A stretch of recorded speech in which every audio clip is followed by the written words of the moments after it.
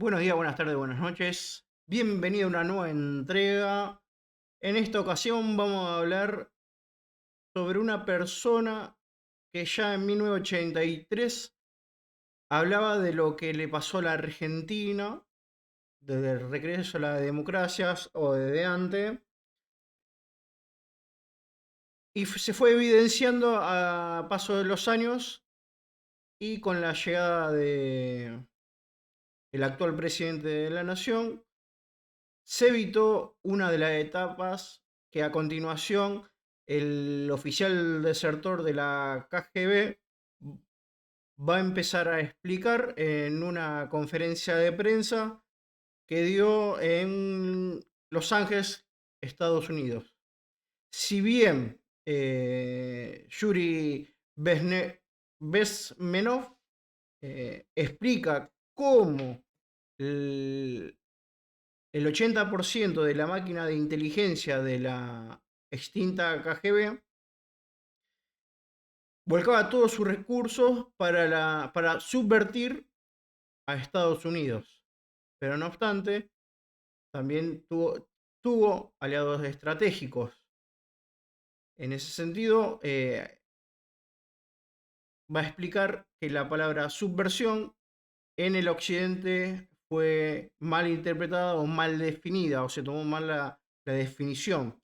No es lo mismo subvertir una sociedad para ello que es la subversión que padeció la Argentina a partir del año 60, porque en el 58-59 fue la Revolución Cubana y automáticamente ahí el aparato de inteligencia cubano eh, esparció por todo el mundo conocimientos para que en ese momento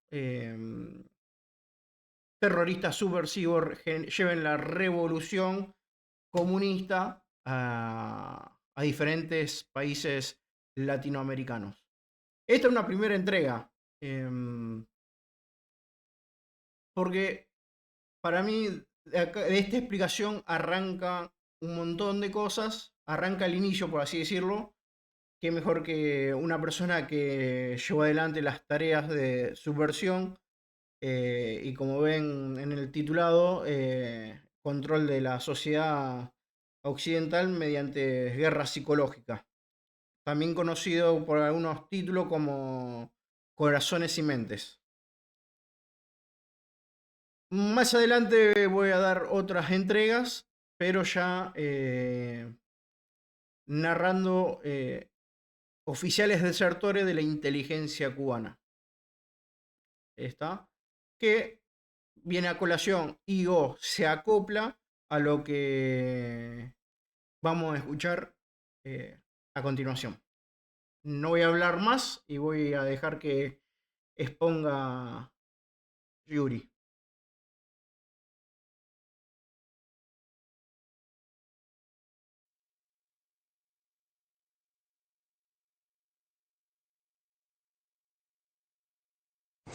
Subversion is the term, if you look in a dictionary or criminal code to that matter, usually is explained as a part of activity to destroy things like religion, government, system, political, economical system of a country. And usually it's linked to espionage and such romantic things as blowing up bridges, sidetracking trains, cloak and dagger activity in Hollywood style. What I'm going to talk about now has absolutely nothing to do with the cliché of espionage or KGB activity of collecting information.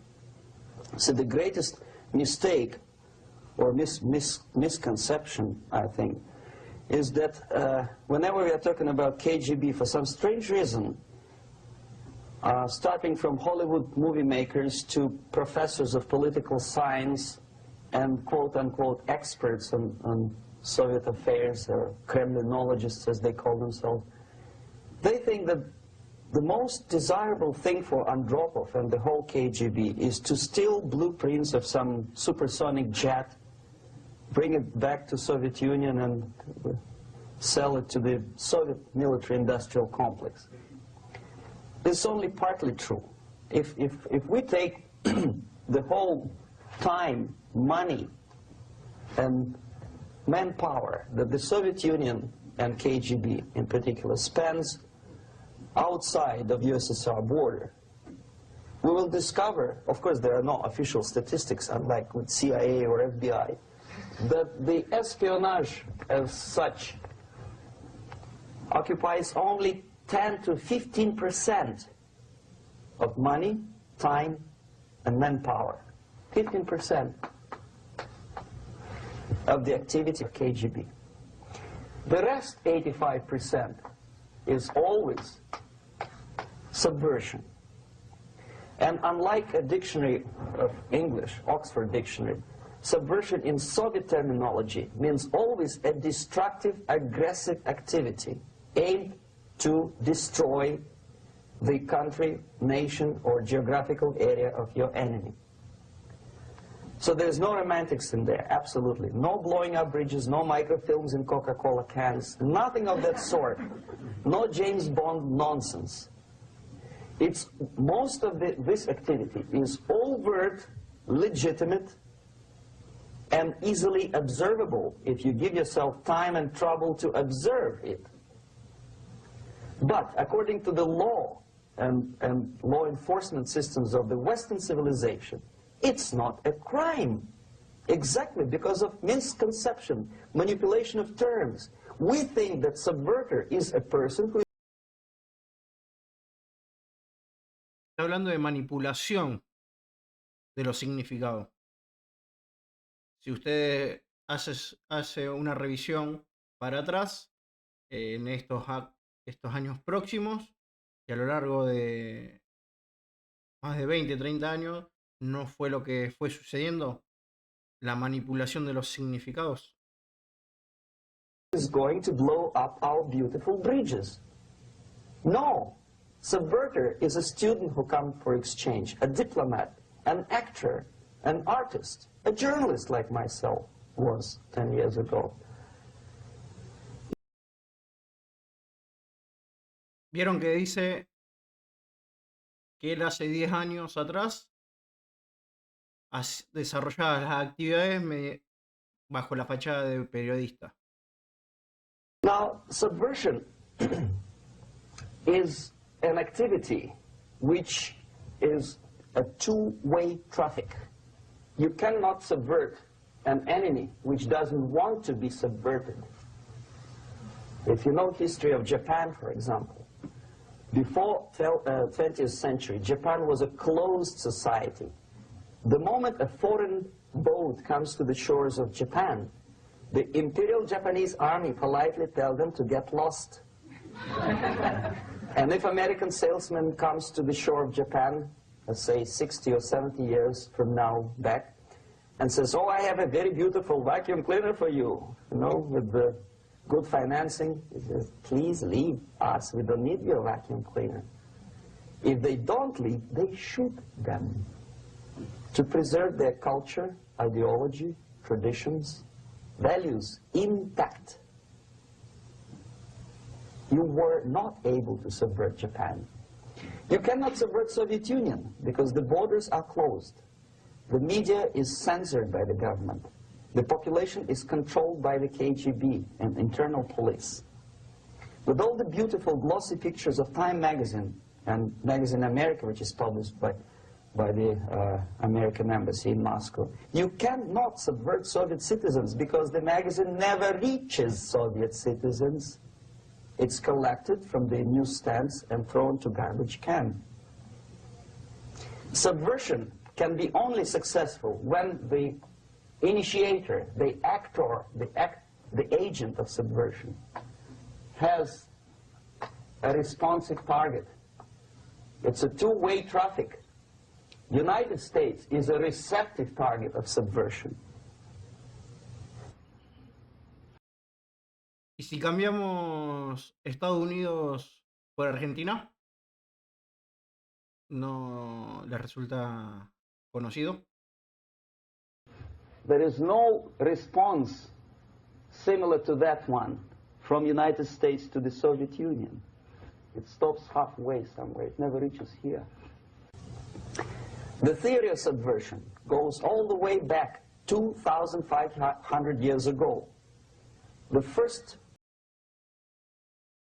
human being who formulated the tactics of subversion was a Chinese philosopher by the name of Sun Tzu.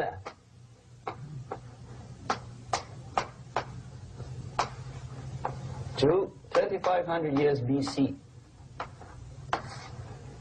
He was an advisor for several imperial courts in ancient China. And he said, after long meditation, that to implement state policy in a warlike manner, it's the most counterproductive, barbaric, and inefficient to fight on a battlefield. You know that war is continuation of state policy, right? So if you want successfully to implement your state policy, and you start fighting, this is the most idiotic way to do it. The highest art of warfare is not to fight at all. The highest art of warfare is not to fight at all, but to subvert anything of value in the country of your enemy, until such time that the perception of reality of your enemy is screwed up to such an extent that he does not perceive you as an enemy, and that your system, your civilization, and your ambitions look to your enemy as an alternative, if not desirable, then at least feasible. Better red than dead. That's the ultimate purpose, the final stage of subversion, after which you can simply take your enemy without a single shot being fired, if the subversion is successful. This is basically what subversion is. As you see, not a single mentioning of blowing up bridges. Of course, Sun Tzu didn't know about blowing up bridges. Maybe there were not that many bridges at that time. But the basics of subversion is being taught to every student of KGB school in USSR and to officers of military academies. I'm not sure if the same author is included in the list of reading for American officers, to say nothing about ordinary students of political science. I had difficulty to find the translation of Sun Tzu in the library of a university in Toronto and later on here in Los Angeles. No sé si se dan cuenta la importancia de la educación y la formación que le da el país, en ese momento la URSS, a su maquinaria de inteligencia y músculo militar, su aparato militar. Seguimos. But it's a book which is not available. It is forced to every student in USSR.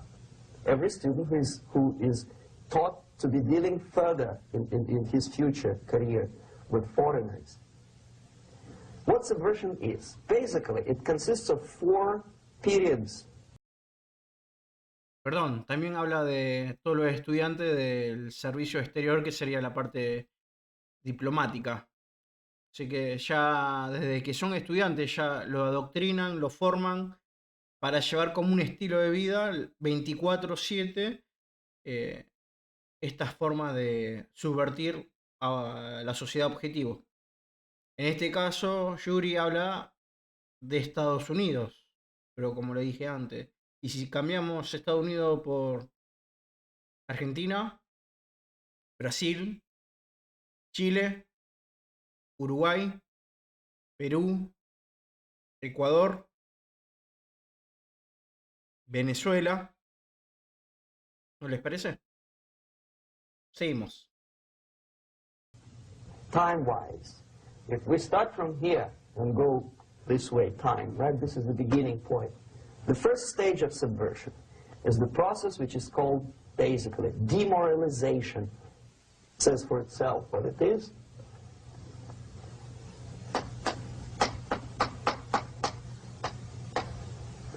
It takes from, say, 15 to 20 years to Fíjense en que ya empezó a explicar las etapas y la primera etapa se llama desmoralización, que lleva entre 15 a 20 años. Qué casualidad, ¿no? Nuestro sistema educativo está totalmente destruido. demoralize a society. Why 15 or 20 years? This is the time sufficient to educate one generation of students or children. One generation, one lifetime span of a person, a human being, which is dedicated to study, to shaping up the outlook, ideology, personality. No more, no less. Usually it takes from 15 to 20 years. What it includes? It includes influencing, or by various methods, infiltration, propaganda methods, direct contacts, doesn't really matter. I will describe them later. Of various areas where public opinion is formulated or shaped. Religion, educational system, social life, administration, law enforcement system, military, of course, and labor and employer relations.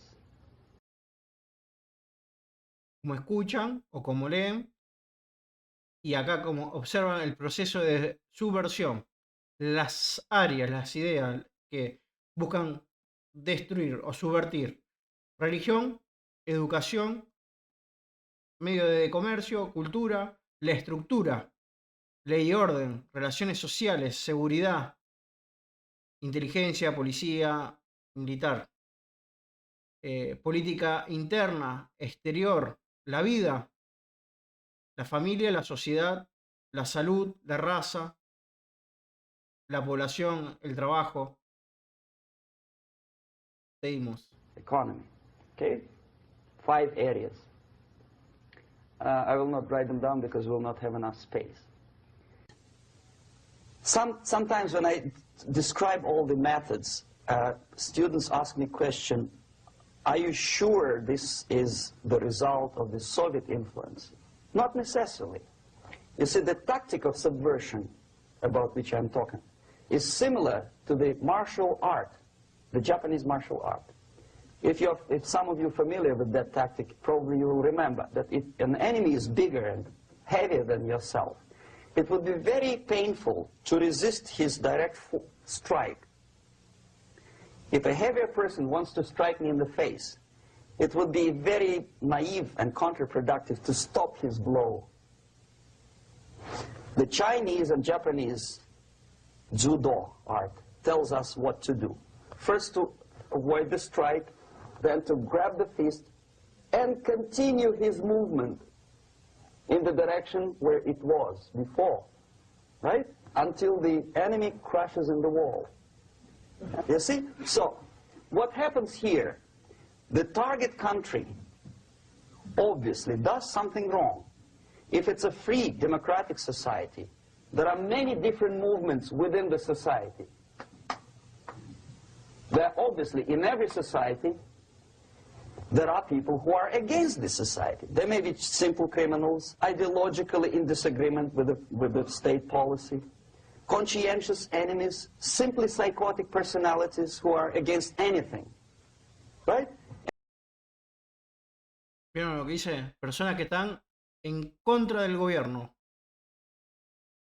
Está en 1983, está describiendo lo que pasa hoy, siglo XXI, 2025, Argentina. And finally, there are a small group of agents of a foreign nation, bought, subverted, recruited, right?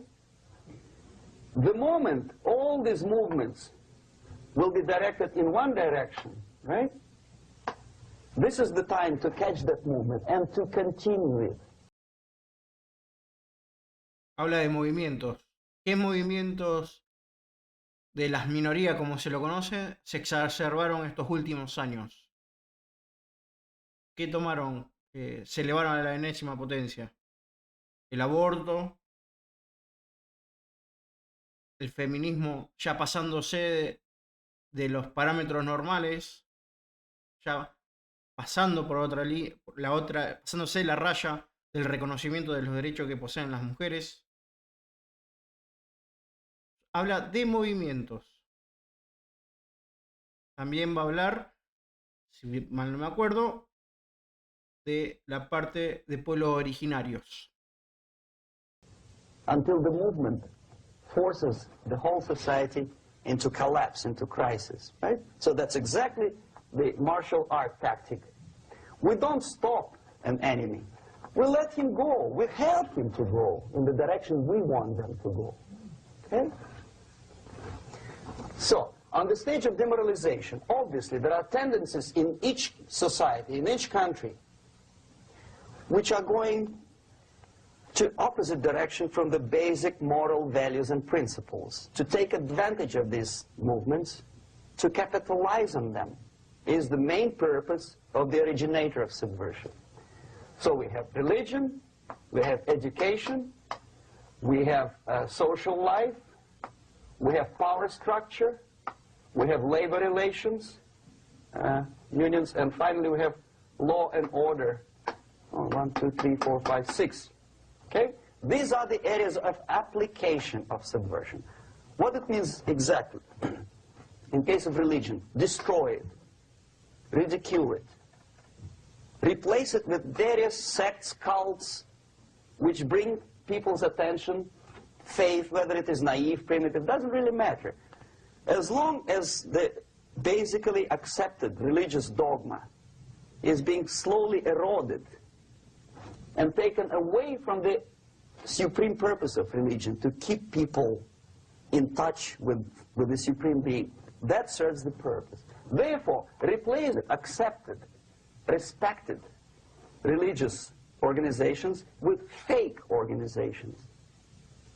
Distract people's attention from the real. ¿Qué está pasando con la iglesia, con la religión, con la fe?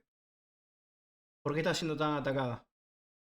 And attract them to various different faiths. Education. Distract them from learning something which is constructive, pragmatic, efficient.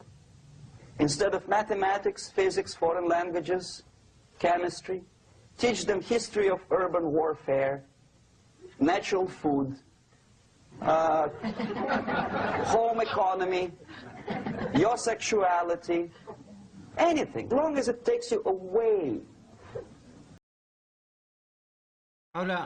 Fíjense que habla de economía del hogar. ¿No les parece conocido el término de microeconomía? Okay. Social life. Replace traditionally established institutions and organizations with fake organizations. Take away the initiative from people. Take away the responsibility from naturally established links between individuals, group of individuals, and society at large, and replace them with artificially, bureaucratically controlled bodies. Instead of social life and friendship between neighbors, establish social workers institutions. They're people who are on payroll of whom? Society? No. Bureaucracy. The main concern of social workers is not your family, not you, not social relations between groups of people. The main concern is to get the paycheck from the government. What will be the result of their social work doesn't really matter. They can develop all kind of concepts to show to the government and to the people that they're useful. Okay, away from the natural links, power structure. Okay, the natural bodies of administration, which are traditionally either elected by by people at large or appointed by elected leaders of society are being actively substituted by artificial bodies. The bodies of people, groups of people, whom nobody elected. Never. As a matter of fact, most of the people don't like them at all, and yet they exist. One of such group is media. Who elected them? How come they have so much power? Almost monopolistic power on your mind. They can rape your mind. But who elected them? How come they have a nerve to decide what is good and what is bad for the elected by you, president, and his administration? Who the hell are they? Spiro Agnew, who was hated by the liberal left, called them a bunch of enfeebled snobs. And that's exactly what they are. They think they know. They don't. The level of mediocrity. In a big establishment like New York Times, Los Angeles Times, major television network, you don't have to be excellent journalist. You have to be exactly a mediocre journalist. That's easier to survive. There's no competition anymore. You have your good, nice income, $100,000 a year. That's it. Whether you're better or worse doesn't really matter anymore. As soon as you're smiling to the camera and do your job. That's it. No more competition. Power structure slowly is eroded by the bodies and groups of people who do not have neither qualification nor the will of people to keep them in power, and yet they do have power. Okay. Together with that, there is another process. Law enforcement, law and order organization and structure is being eroded.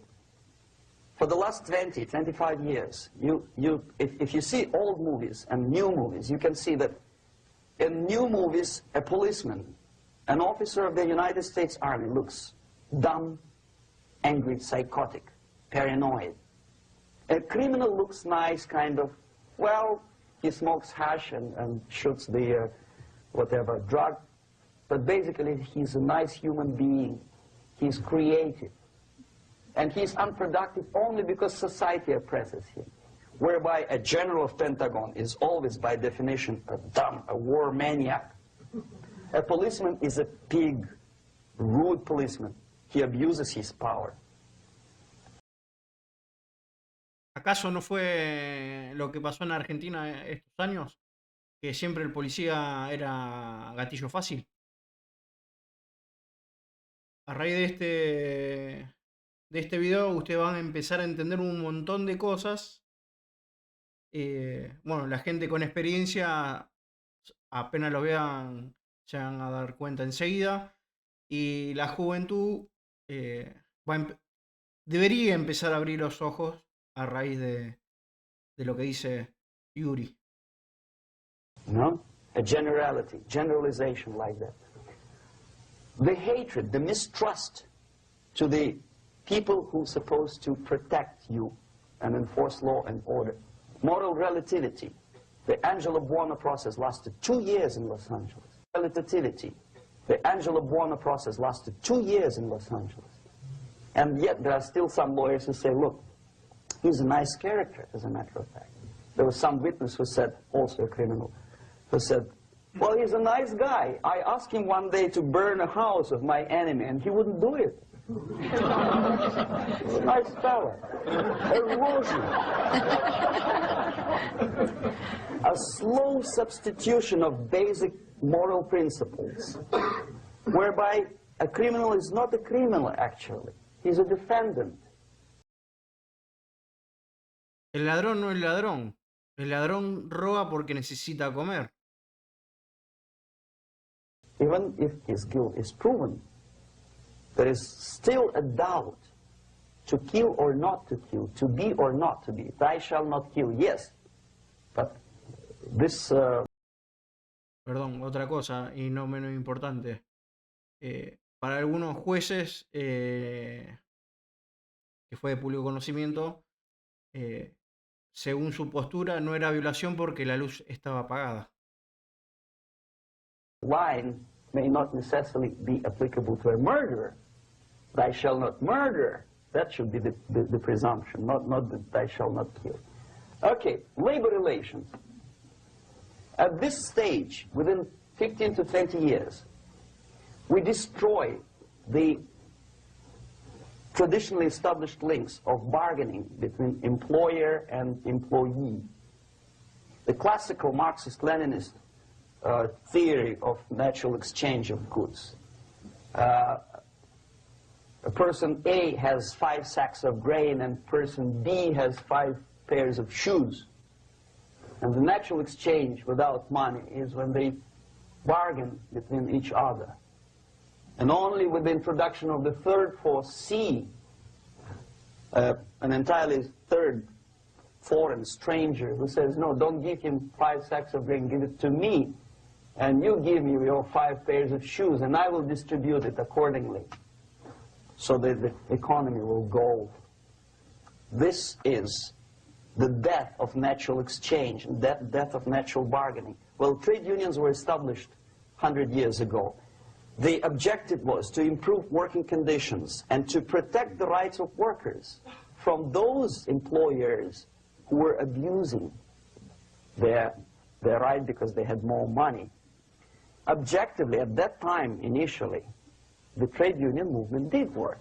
What we see now is that the bargaining process is no longer resulting in the compromise, which is leading objectively to betterment of working conditions and increase of salary. What we see is that after each prolonged strike, the workers lose. Even if they have 10% increase of their salaries, they cannot catch up due to inflation and due to missed time. More than that, millions of people suffer from that strike because economy now is interdependent. It's intertwined like one body. If previously steel workers, say 100 years ago, could strike and nobody would suffer, now it's impossible anymore. If a garbage collector strikes today, the rest of the multi-million city is stinking. I mean, there's no more service. In Quebec, for example, we had the electricians who were on strike in the middle of winter. You can freeze your bottom, and they still were on strike. Did they catch up with the salary? No, they lost. Who benefited? The leaders of trade unions. What is the motivation for strike? Improving of workers' condition? No, obviously it's not. Then what is it? Ideology. To prove to these capitalists. And the obedient horde of workers, like sheep, follow these people. And they cannot disobey. Why? Because if they do, you know what happens to them. Pickets, murders, shooting truck drivers by picketers. In Montreal, for example, I saw with my own eyes when I was correspondent of CBC. Fíjense cómo ya en 1983 Yuri hablaba de los piquetes. International Canadian Broadcasting Corporation. When the workers of aircraft factory destroyed computers and the equipment in the factory, and the administration employed strike breakers, their cars were turned upside down and burned. Their houses were burned, their kids were intimidated, and some victims were there. Of that you can be sure. Why? To improve conditions of workers? No. Ideology. Okay, so this is what happens basically. It may... Y justo en estos momentos estamos en Argentina en boga para una modernización laboral. Acá tienen la explicación por qué se debe modernizar la ley de trabajo. Or may not happen without the help of the Soviet Union.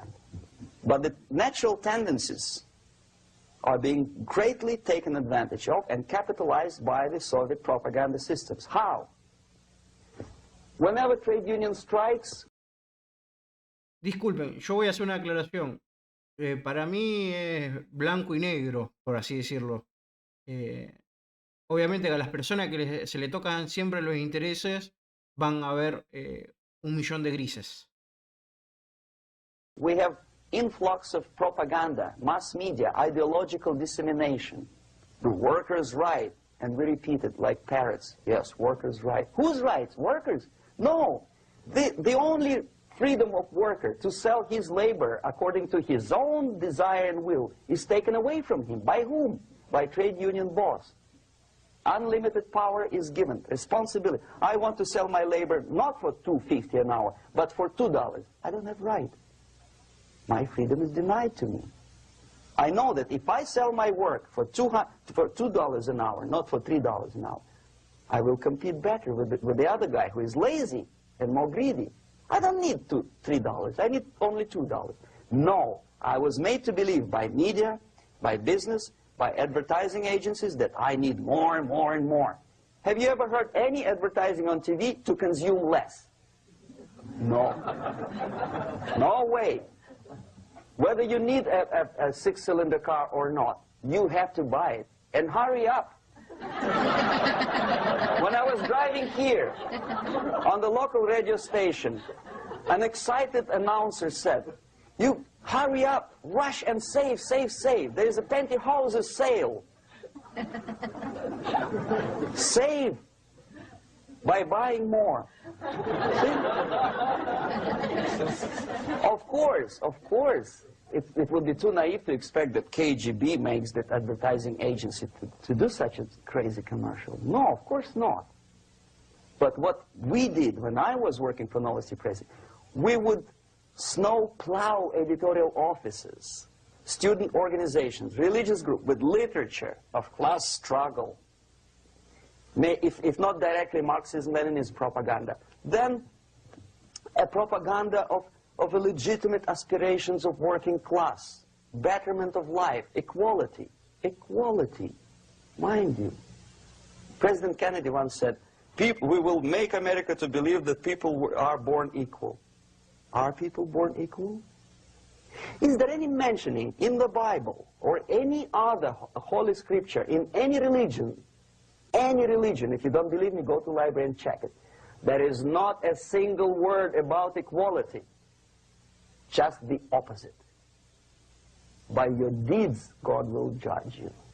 What you do is important. The merit of your personality. You cannot legislate equality. If you want to be equal, you have to be equal. You have to deserve it. And yet we build our society on the principle of equality. We say people are equal. We know it is false. It's a lie. Some people are tall and stupid. Others are short, bold, and clever.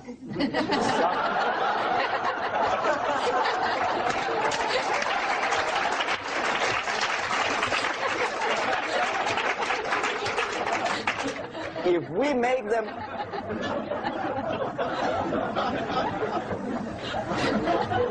make them equal by force, if we put the principle of equality in the basis of our socio-political structure, it's the same thing as building a house on sand.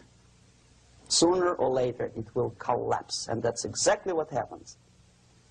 And we, as Soviet propaganda makers, are trying to push you in the direction which you go yourself. Equality, yes, equality. People are equal. Land of equal opportunities. Is it true or not? Think about it. Equal opportunities. Should there be equal opportunities? For me and for a lazy bastard who comes here from some other country and immediately registers as a welfare recipient benefits? I never received a single dollar. No, sorry, I did receive once. But I never applied for welfare. For the 13 years, I took any job. Security guard, journalist, taxi driver, anything. Well, I was restless, but some people don't like it. They immediately. So why should we have equal opportunities? Why? The equal opportunity to excel. Equal opportunity in equal circumstances, yes, but you know people are different. To excel, yes, provided we reach the same level of excellency, perfection, which is hypothetical, distant future. Yes, maybe. But we know perfectly well that even with the best intentions, people could not be equal.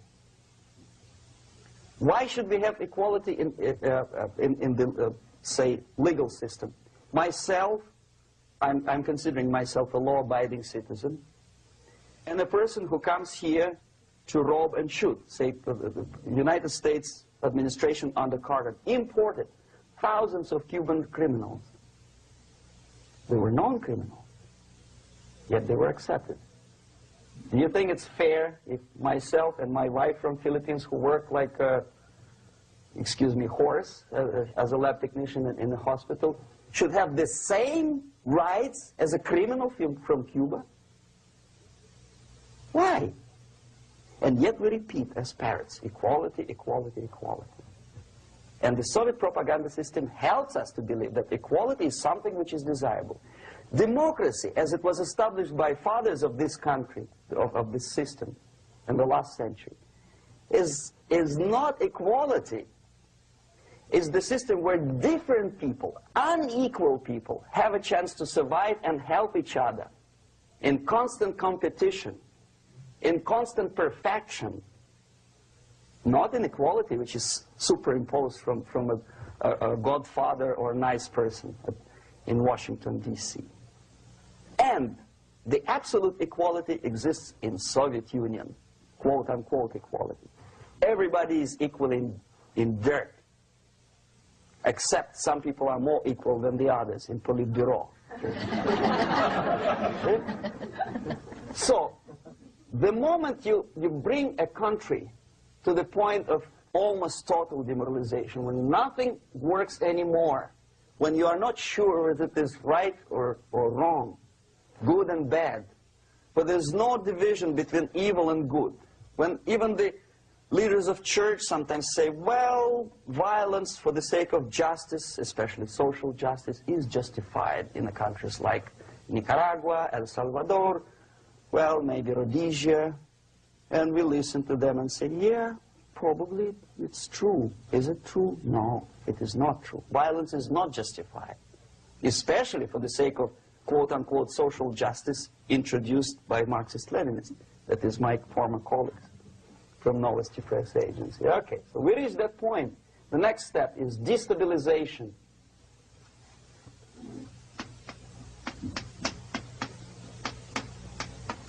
Again, this word says for itself what it is. To destabilize all the relations, all the accepted institutions and organizations in a country of your enemy.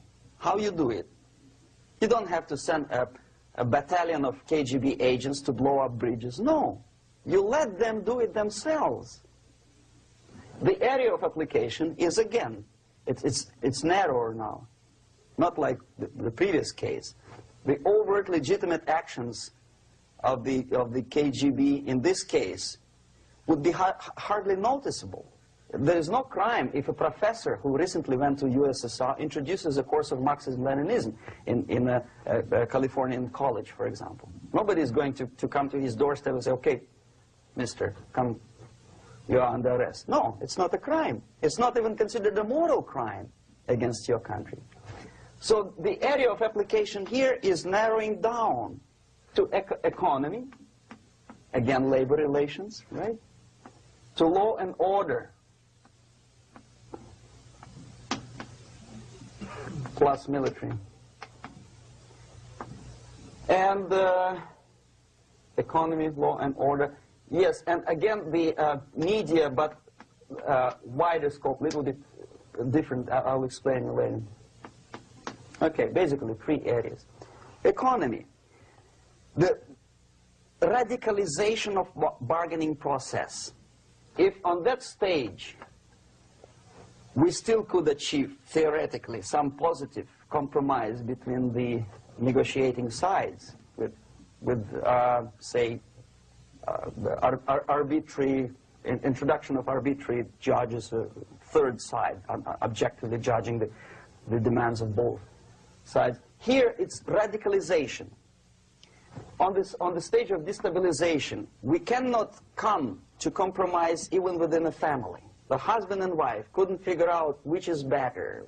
Husband wants his kids to eat at the table, and wife wants him, a child, to roam around the room and drop food all over the floor. They cannot come to compromise unless they start a fight. It's impossible to reach a compromise, constructive compromise, between neighbors. Some people say, I don't like you to watering your lawn at that time because exactly at that time I'm walking my dog and he's getting nervous. He cannot pass his bowels, you know. So they cannot compromise. They go to a civil court or something like that. Radicalization of human relations. No more compromise. Fight, fight, fight. The normal, traditionally accepted relations are destabilized. The relations between teachers and students in schools and colleges. Fight. The relations between, in economical sphere, between laborers and employers are further radicalized. No more acceptance of the legitimacy of demands of workers. Unlike Japanese, with the theory Z, if you ever heard about it, where the workers are involved in the decision-making process, therefore they don't have moral incentive to fight their bosses. In the United States, it's just the opposite. The harder is the fight, the better. The more heroic they look. When the Greyhound network was on strike recently, the correspondents of local TV networks all over the United States were approaching the strikers, and they say, oh yes, we are doing something nice. They look like heroes and they were proud. There was some family, the husband was a bus driver. Now they decided in a protest against the bosses to camp somewhere in the forest. And they were presented to the audience as a heroic, nice people, you see. The violent clashes between passengers, picketers, and the strikers are presented as something normal. 10, 15, 20 years ago, we would be angry, say, why so much hatred? Today we are not. We say, well, it's commonplace. Radicalization, militarization sometimes. As I explained on that stage, I took a step a little bit further. Shooting people. Okay, law and order now also is pushed into the area where previously people settled their differences peacefully and legitimately. Now we are getting, with this court cases, in the smallest irrelevant cases, we cannot solve our problems anymore. The society at large becomes more and more antagonistic between individuals, between groups of individuals, and the society at large. The media puts himself in the opposition to the society in general, at large. Separate, alienated. Okay? On that stage, you remember I was talking a couple of hours ago about the sleepers. That's when the students from, say, United States, if they're trained in Lumumba University, or developing nations, that's the students I was dealing with, are being sent back from the Soviet Union here. Or if they were already in the United States, in the country, which is the object of subversion, they spring to action. The sleepers go up. They slept for 15 to 20 years. Now they become leaders of groups, preachers, I don't know, public figures. Prominently they actively include themselves in a political process. All of a sudden we see a homosexual. 15 years ago he did his dirty job and nobody cared. Now he makes it a political issue. A political issue. He demands recognition, respect, human rights, and he rallies a large group of people. And there are violent clashes between him and police, his group and ordinary people, no matter what. It's black against white, yellows against green, doesn't matter where his division line goes. As long as this group come into antagonistic clash, sometimes militantly, sometimes with firearms, that is destabilization process. The sleepers many of whom are simply KGB agents, become leaders of the process of destabilization. Doesn't mean that Comrade Andropov sends Comrade Ivanov to the United States. The person who takes care is already here. He is a respected citizen of the United States. Sometimes he gets money from various foundations for his legitimate struggle for, I don't know, human rights, women's rights, kid lib, prison lib, whatever. There are sympathetic Americans who donate their money to him. This stabilization process usually leads directly to the process of crisis. In case of developing nations, that's the area where I was active. The process starts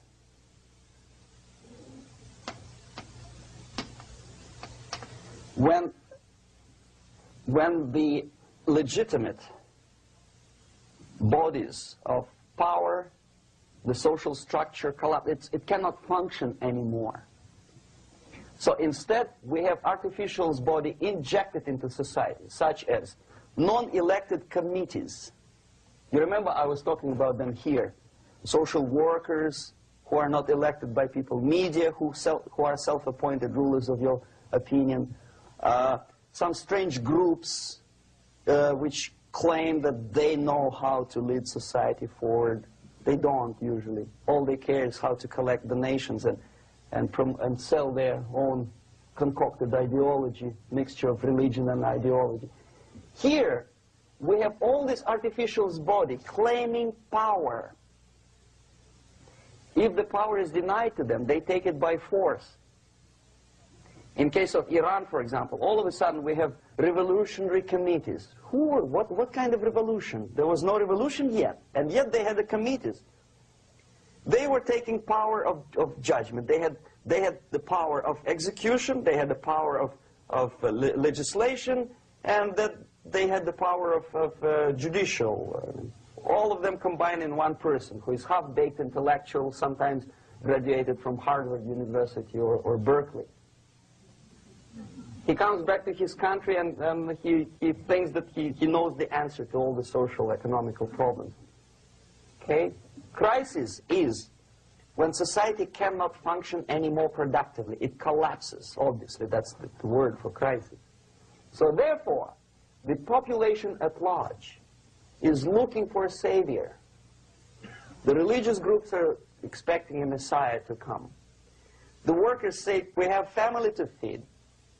Let's have a strong government, maybe socialist government, centralized. When somebody put the employers on their place and let us work. We are sick and tired of going to strike and missing overtime and all that stuff. We need some strong man, strong government, a leader, a savior is needed.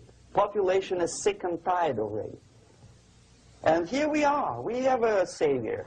Either a foreign nation comes in, or the local group of leftists, Marxists, no matter what they call themselves, Sandinista, a reverend or some sort, Bishop Muzureva, like in Zimbabwe, doesn't matter.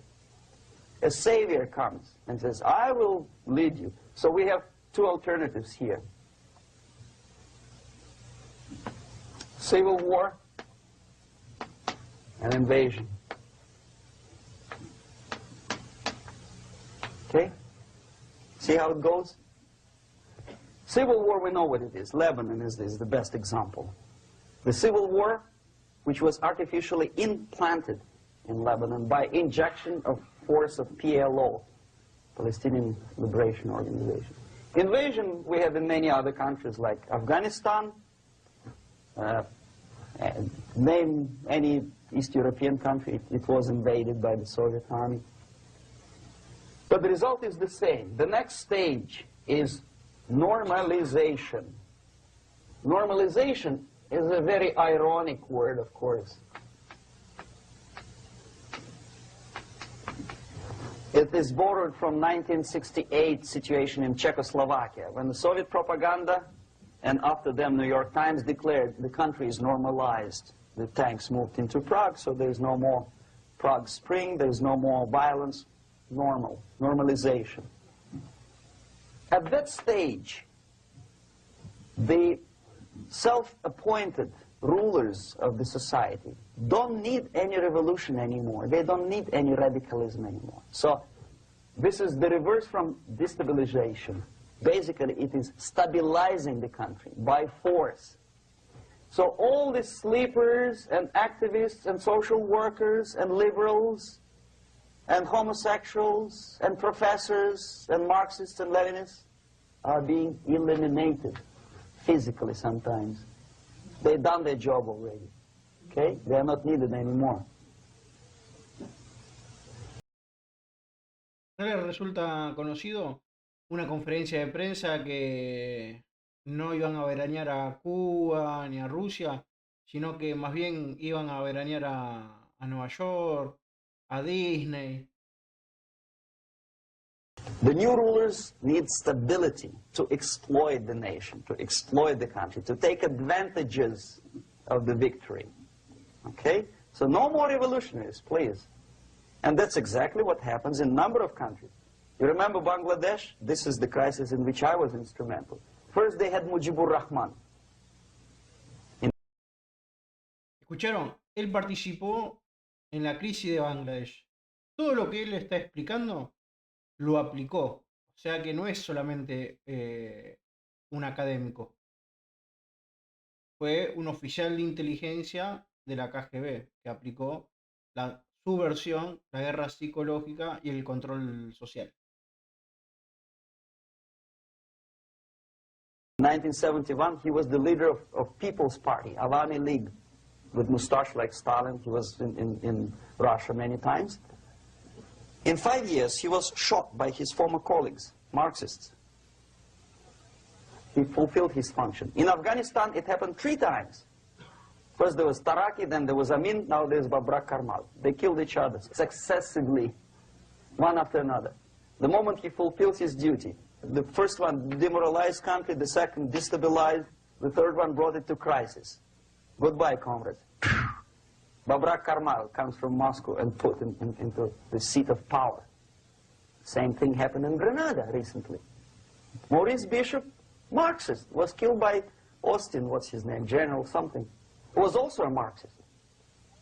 Right? So no more revolutions, please. Normalization now. From now on, no more strikes, no more homosexuals, no more women lib, no more kid lib, no more lib, period. Good, solid, democratic, proletarian freedom. That's it. Now, to reverse this process takes enormous effort. When today, United States had to invade Grenada to reverse the process of subversion. Some people say, boy, this is not good, it's not kosher to invade the beautiful country, island of Grenada. Well, why didn't you stop the process here, when Grenada was just approached by leftists? Why not to prevent Maurice Bishop to come in power in the first place? Did Grenadians want him? Very questionable. They didn't know who was Maurice Bishop in the first place. He came to power by coup d'etat himself. Okay? No, we let the situation develop further and further and further until the crisis and normalization very soon. And then the United States decided to invade country, discovering that the country was absolutely a military base for the Soviet Union. Of course it's a drastic measure. Of course it's a pity that Marine Corps had to lose, what, 17 lives. Very bad. Why not to stop the process before it comes to crisis? Oh, no, intellectuals will not let you. It's interference into domestic affairs. They're very careful not to let American administration to interfere in domestic affairs of Latin American countries. They don't mind Soviet Union interfere in these affairs. Okay. So to reverse this process, from here, it takes only and always military force. No other force on earth can reverse this process at this point. At this point, it does not take military invasion of the United States Army. It takes strong action, like in Chile, a CIA covert involvement to prevent the savior from outside to come into power and to stabilize country before it erupts into civil war. Country before it erupts into civil war. Okay? Support the right-wing conservative forces. By money, by crooks or love, doesn't matter. Stabilize the country. Don't let the crisis develop into civil war or invasion. Oh no, your liberals will say it's against the law. The Congress will not appropriate money for covert actions of CIA. Why not? Should we wait till the normalization come and Soviet tanks land in Los Angeles airport? Now, at that point, at the point of destabilization, also the process could be reversed. Again, easily than this. No CIA involvement at this point. You know what it takes here? Restriction of some liberties for small groups which are self-declared enemies of the society. As simple as that. Oh no, the media and liberals will tell you this is against the American Constitution. How can we, by force, deny the civil rights to criminals, for example? It's not good. Okay? So we allow them to. Okay, if you allow the criminals to have civil rights, go on and bring the country to the crisis. This is a bloodless way to do. Curb the rights. I mean, not to put them in prison. No, no, I'm not talking about putting all the gays from San Francisco in the concentration camp. Do not allow them to take political force. Do not elect them to the seats of power, whether it is municipality level, state level, or federal level. It has to be beaten in the heads of American voters that a person like that in the seats of power is an enemy. Do not be afraid of this word. It is an enemy. If he is not an enemy here, he will be here. Later on, he will be shot, of course. But at this point, he is an enemy. Okay? You are doing great service by denying him a right to capitalize on his own crazy ideas and become a powerful man, a man who uses the seat of power. Restriction of certain freedoms and permissiveness at that point would prevent sliding into crisis and probably will return the process of destabilization. To curb unlimited power, monopolistic power of trade unions, here, at that point, would save economy from collapsing. To introduce a law to stop private companies of raping public opinion's mind in the direction of consumerism. No company must have a right to force you into buying more unless you want it. There must be a law. You want to advertise your car? Okay. But not a single mentioning of buying it now and saving money. It must be against the law to force people to consume more. Self-restraint. Previously, before this process started, the self-restraint was a business of church, religion. Because our preachers, the fathers of church, would tell us, material values are good, but it's not the prime function of human being. Because you have to live with something. Obviously, the design for our life is not to consume more deodorants. There must be something greater. If such a complicated instrument as human body was created, obviously there must be some higher purpose for that. And it's very easy to avoid destabilization by denying the greedy companies one little freedom, one little liberty, forcing you into turning yourself into processors of unwanted products and goods. They turn you into machines, like the worm who there's inlet and outlet. So, and how long an average appliance lasts these days? Less than a year. Why? Where's workmanship? Well, we want you to buy more. Okay. Destabilization process could be easily overcome if, as I say, the society by its own will or after persuasion by the leaders, will come to the idea of self-restraint. It's so hard we want to consume more, but you have to. Unless you will come to this stage, when, as we say in Russia, if Sahara Desert ever becomes a communist state, there will be shortage of sand. So you have to curb your... You have to curb your expectations at this point before it's too late. But no, we don't want to do it. Demoralization process. Again, it's the easiest thing to reverse. First of all, by restricting import of propaganda. The easiest thing to do. Unlimited, unrestrained import of Soviet literature, Soviet journalists, giving Soviet propaganda and ideological agitators equal time on American TV networks. It has to be stopped. And it's easy. They won't be offended, mind you. As a matter of fact, they will respect America more. But when my former colleague Vladimir Posner appears on Nightline, and Ted Koppel asks him, well, Vladimir, what do you think about this? And what can he think? He is an instrument of propaganda. He thinks what Comrade Andropov tells him to think. He's just a nice, articulate mouthpiece of the Soviet subversion system. And Ted Koppel makes you believe that my friend Vladimir Posner thinks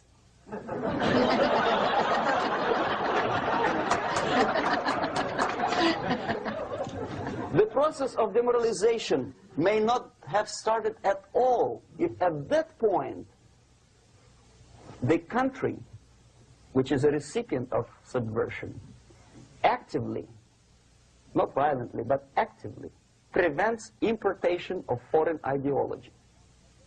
I don't want America to follow the pattern of ancient Japan. You don't have to shoot every foreigner when it approaches the sacred borders of the United States. But when he offers you a junk in the disguise of very shiny something, you have to tell him, no, we have our own junk.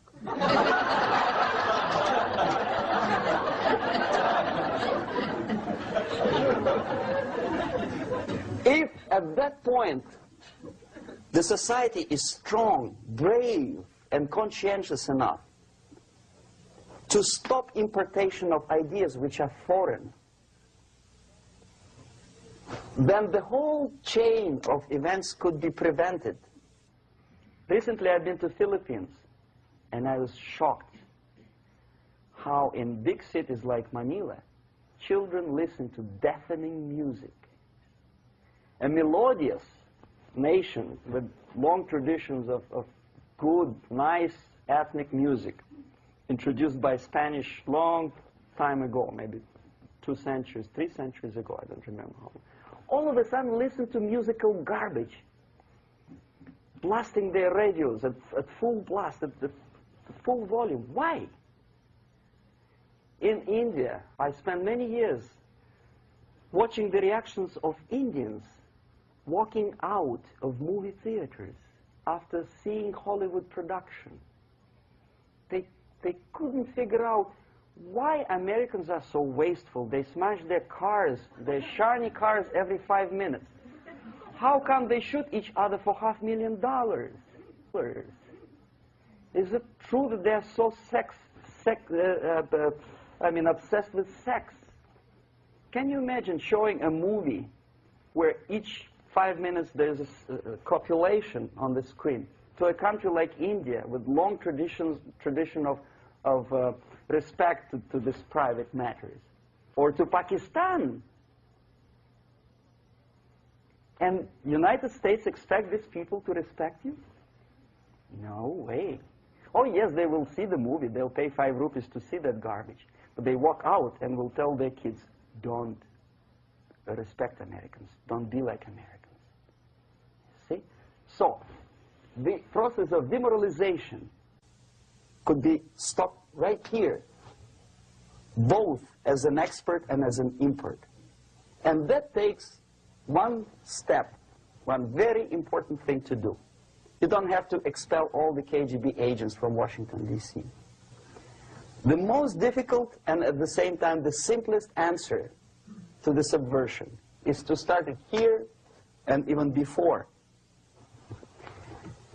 by bringing back the society to religion, something that you cannot touch and eat and put on yourself, but something that rules society and makes it move and preserve it. A Soviet scientist, Shafarevich, who has nothing to do with religion, he is a computer scientist, did a very intensive research on the history of socialist countries. He calls socialist or communist any country with a centralized economy and a pyramidal style of power structure.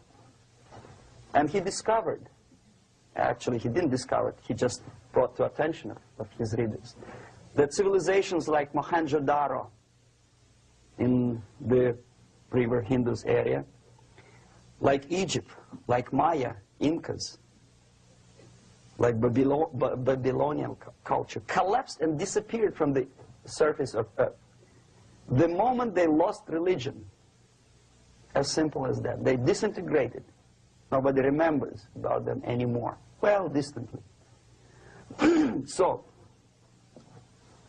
the ideas are moving society and keeping mankind as society of human beings, intelligent, moral agents of God. The facts, the truth, the exact knowledge may not. All the sophisticated technology and computers will not prevent society from disintegrating and eventually dying out. Have you ever met a person who would sacrifice his life, freedom, for the truth like that? This is truth. I never met a person who said, this is truth and I'm ready to shoot me. To defend the truth. Right? But millions sacrifice their life, freedom, comfort, everything for things like God, like Jesus Christ. It's an honor. Some martyrs in the Soviet concentration camp died. And they died in peace, unlike those who shouted, "Long live Stalin," knowing perfectly well that he may not live long. Something which is not material moves society and helps it to survive. And the other way around. The moment we turn into 2 by 2 is 4 and make it a guiding principle of our life, our existence, we die. Even though this is true, and this we cannot prove. We only can feel and have faith in it. So the answer to ideological subversion, strangely enough, is very simple. You don't have to shoot people, you don't have to aim missiles and Pershings and cruise missiles at Andropov's headquarters. You simply have to have faith and prevent subversion. In other words, not to be a victim of subversion. Don't try to be a person who in judo is trying to smash your enemy and being caught by your hand.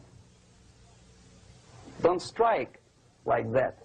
Strike with the power of your spirit and moral superiority. If you don't have that power, it's high time to develop it. And that's the only answer. That's it. Thank you.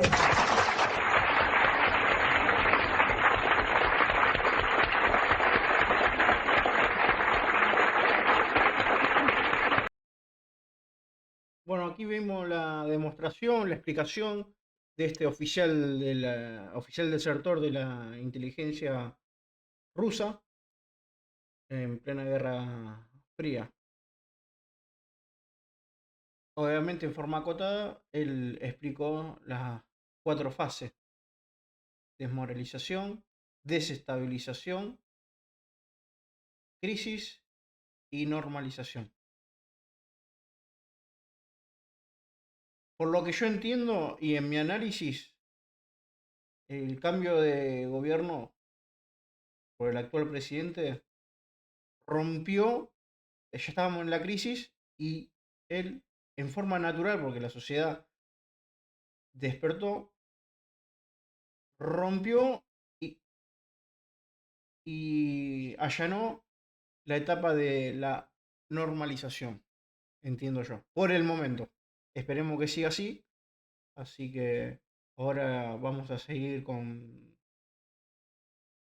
dándoles otros videos más, un poquito con gente un poquito más actual, como fueron dándose algunos acontecimientos, eh, como eh, se han descubierto los agentes de la inteligencia cubana, que eran funcionarios norteamericanos, como por ejemplo en su momento, eh, que fue embajador en Argentina, Rocha, Víctor Rocha, que aparentemente habría sido uno de los que impulsó y dio el visto bueno del nombramiento como presidente en la crisis del 2001 a Néstor Kirchner.